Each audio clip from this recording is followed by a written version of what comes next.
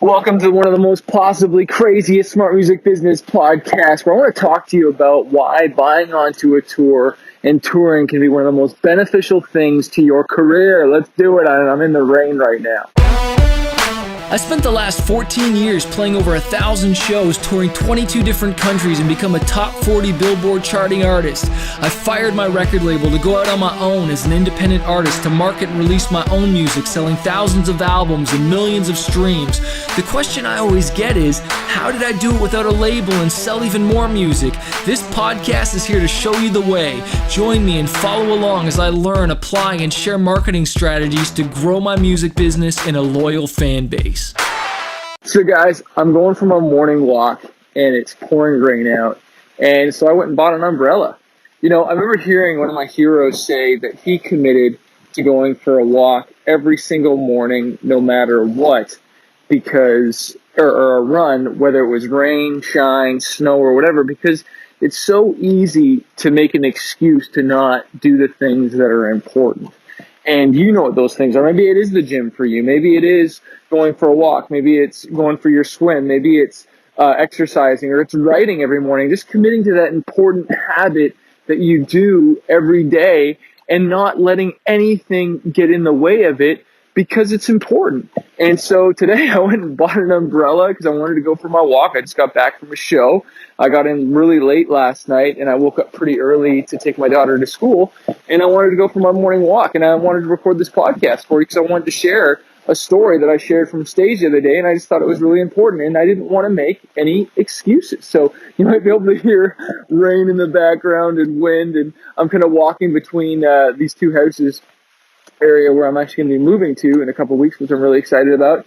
But anyways, I wanted to talk to you about buying onto a tour and how that can be really beneficial. And if you've never heard about that, but basically the whole concept is that if there's a band that you want to open for and you want to go on tour with, and maybe you're a C-level artist and you want to get onto a B-level tour or an A-level tour, and that basically just means like someone who's bigger than you, and you want to get on their tour because you want to get in front of their fans, and you know they're drawing, you know, maybe 1,000 a night, or maybe they're drawing 500, or maybe they're just drawing a few hundred, maybe you just want to get out on tour. And so what you do is you hit up the booking agent, or you hit up the manager, or geez, you get a relationship with the band themselves, and you reach out to them and say, hey, when you guys are going on tour next, would you consider having us a part of your tour? And sometimes you can just negotiate just getting on for free, or they might even pay you. But, you know, sometimes when you're started, sometimes you just need to offer money. And you say, hey, would we be able to buy on? You know, I've had bands buy onto my tour before, and I've bought onto lots of other bands' tours. And I talk about a little bit about this more in my book, Fighter, 5 Keys to Conquering Fear and Reaching Your Dreams. But I remember one tour I paid $1,000 a night, and it was probably one of the best $1,000 I ever played, because we're playing for most nights way over 1,000 people, and excuse me, and sometimes I was doing like two grand a night in merch, let alone all these new fans. And still to this day from that tour, I have fans that say, yeah, man, I remember when you played that show and you opened up for that band. And I'm going to keep those bands anonymous now, just as a courtesy.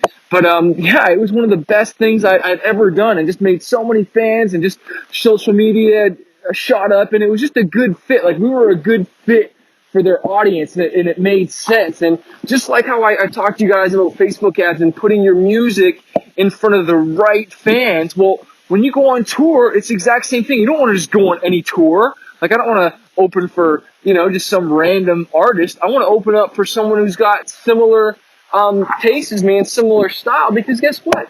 You know, any rock fan owns more than one rock record. Any hip-hop fan owns more than one hip-hop record. They own lots of them. And so they probably want to see lots of bands and different tastes and stuff like that. And just like the age that we're living in now, people want to, you know, they just want to taste all kinds of things. And so that it makes really a lot of sense to do that. But I want to say this too. When you're buying onto a tour, there's some different logistics that you need to negotiate. I'm going to share you a crazy story about a time where I bought onto a tour and it was a bit of a disaster.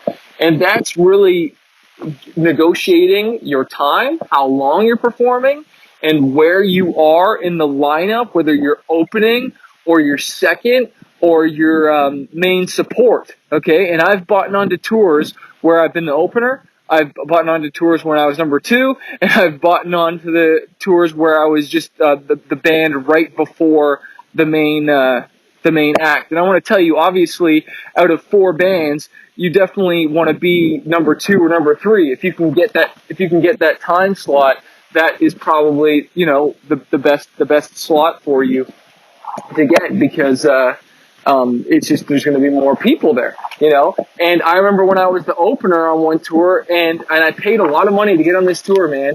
And it was really frustrating because at first we were supposed to be number 2, and then some other band offered the main guys even more money, and it bumped us to number 1. And I was ticked. I was really frustrated, and honestly, my agent should have fought for me. We should have lowered the amount that I was buying on for, or we should have just done something, because on that tour, I paid again $1,000 a night, thinking it was going to be this, you know, really amazing thing. And honestly, it was a bummer. Sometimes they put me on, like the promoter had me play before doors open, or doors that like just open, like people just starting to come in and were performing. And like, I paid a lot of money. I paid $1,000, and I remember, you know, there was only maybe sometimes like 30 people or 50 people, and it's like, dude, I didn't pay $1,000 to pay for 30 or 50 people, you know. Like, obviously the other bonus is not just it's not just the show, okay? Like, you're not just paying just to perform. So obviously I got promotion on their websites and their social media because I was part of the poster. That's the other thing you got to negotiate, is making sure that you're on the promo and you're hopefully on the radio spots if they're doing radio, that, you know, you're getting all the full promotion out of this thing, because that's why you're buying on. It's not just for the night up.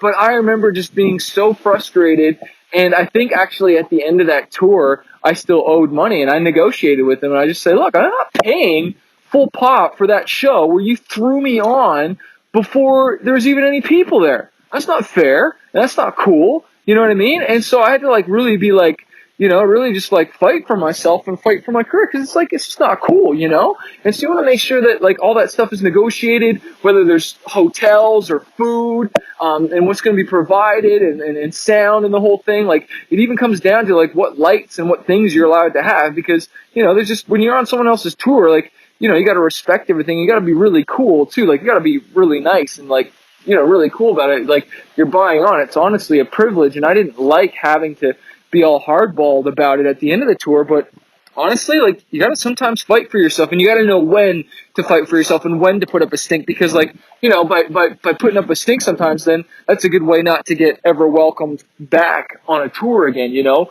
So you got to know when to fight and when to just be cool about it, and just understand that at the same time, like, if you don't have a fan base and nobody knows who you are, you better be like really cool, man. Like, I remember one tour I bought onto, I showed up and I gave everyone in the band Starbucks gift certificates just to say thank you for having us. Even though I was paying, I think on that tour I was paying $500 a night, I gave all the band members Starbucks gift certificates. And I remember the lead singer was like, wow, we've never had a band do that before. Like, that is like so cool. That is so nice of you to do that. Like, just to be appreciative, because you got to understand, like, you know, like, these bands, and even myself, like, I've invested hundreds and hundreds of thousands of dollars, hundreds of thousands of miles, and I've played, you know, over 1,000 shows and done all these things for years to build up my career. And so when I let a band come on, like, that's an honor to be in front of that fan base and to be that, because, like, you know,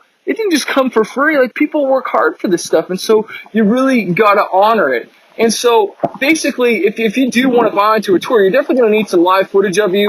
You're going to need to have a story. You're going to, about you, like your bio and promo footage, and hopefully a tour history that you have done, and that you're just going to be really cool and really easy to work with. And then it's all obviously got to be a good music to genre match. Like, you know, you want to make sure you're trying to buy onto the right band, and make sure you got your stuff together. If you haven't done a tour before or never played, then probably buying onto a tour isn't probably the first thing you should do. Like, you know, before I did that, I played hundreds of shows of my own, you know, and I'd already just played for free and booked my own tours and done all that stuff. But then when I wanted to leverage, when I wanted to go to the next level, one of the best ways to do that was jumping on another tour, because one time I did that, and they made me pay the first time. They made me pay $500 a night, and then the next tour I got asked to come out, and then they paid me $500 a night. So it went from me paying $500 to getting paid $500. And to be honest, one of those bands doesn't exist anymore, unfortunately. And I'm still here. You're crushing it. And I remember, honestly, man, on that first tour, we I don't want to say we stole the show, but man, we definitely killed it. I was blowing up on radio at the time, and it was just it was really awesome. It was one of the best things that I'd ever done. And to be honest, I remember really reaching out to this band for a long time, trying to get on a tour with them, and then it finally happened. And so I just want to encourage you with persistence with that stuff, that it doesn't happen overnight. You got to keep at it and not give up and not quit. I'm literally walking back and forth recording this in the rain with an umbrella. I definitely got to take a photo for this podcast so you can see the image of this. I can't do a video because it'd be too hard to hold the umbrella, but I just want to be out here for you guys. It's just funny that I'm literally walking back and forth through these trees recording this. But seriously, I hope that, encourages you, inspires you to know that can be a really great way, and gives you some ideas, and maybe make a list of bands that you want to reach out to. But if you're not there yet, get your own tours things, get your own shows. Maybe you haven't even done open mics yet, and you haven't even performed before. Well, start performing. Don't make any excuses, and no show is too small, But I definitely say, buying onto a tour is way better than you just grinding it out by yourself. You can really amplify. You're literally better to work your butt off at your job and make a bunch of money, and then go buy onto a tour that's guaranteed to have really good promotion and have a lot of people there, than you just going out on your own and losing money, you know what I mean? Or just, and not growing your fan base. Because you got to remember, at the beginning, just like any other business, the goal is to invest. You're investing for your future, And so that's how you need to think about it. You've got to lose money on the front to grow your fan base until your fan base is to the point where then you're making money. It's just like anything, man. You got to invest in the front end and then make money on the back end. So again, hope that inspired you guys. I'll see you on the next episode when it's not raining.